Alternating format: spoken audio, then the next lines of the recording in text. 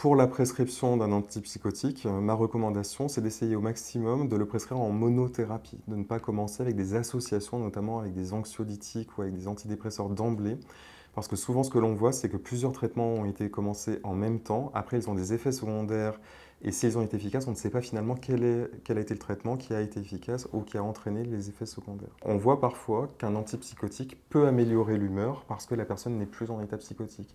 L'autre chose, c'est que pour évaluer l'efficacité, il faut se laisser aussi du temps. Ça prend plusieurs semaines. La prescription d'un antipsychotique s'évalue en général en 6 à 8 semaines pour évaluer la pleine efficacité, même si on peut voir les premières améliorations dans les 3 premières semaines.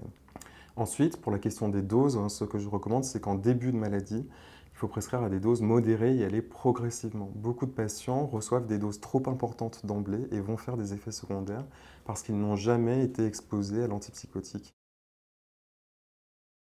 Les antipsychotiques ont des effets secondaires graves, donc ce n'est pas une prescription à faire à la légère. C'est le cas pour tous les psychotropes, mais il y a quand même des degrés et les antipsychotiques peuvent vraiment avoir des conséquences s'ils sont mal prescrits, mal observés, qui peuvent être quand même assez dangereuses. Donc les effets secondaires les plus fréquents des antipsychotiques, ce sont les symptômes extra-pyramidaux, donc ce qu'on appelle les symptômes parkinsoniens, en référence à la maladie de Parkinson, qui est une maladie où les personnes manquent de dopamine.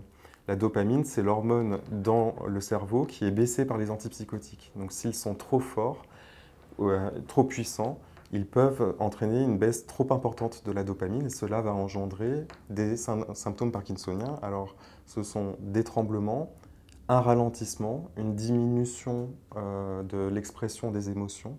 Le deuxième effet secondaire le plus fréquent, c'est la prise de poids. C'est pour ça qu'il est très important de surveiller cette prise de poids dans les premières semaines du traitement.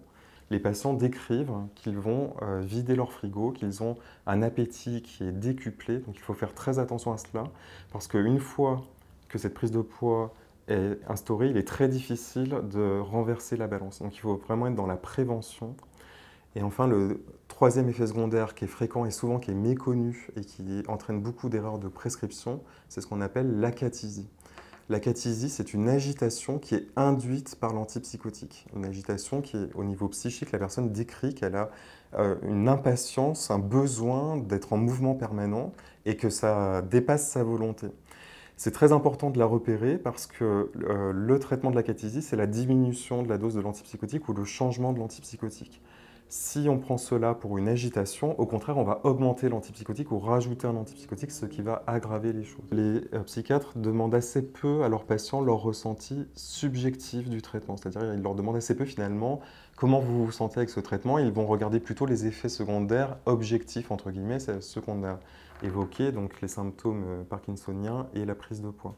Or, il a été démontré que c'est ce que rapporte le patient qui est le plus important. Si le patient dit « je ne me sens pas bien avec ce traitement », ce sera le meilleur indicateur pour changer le traitement.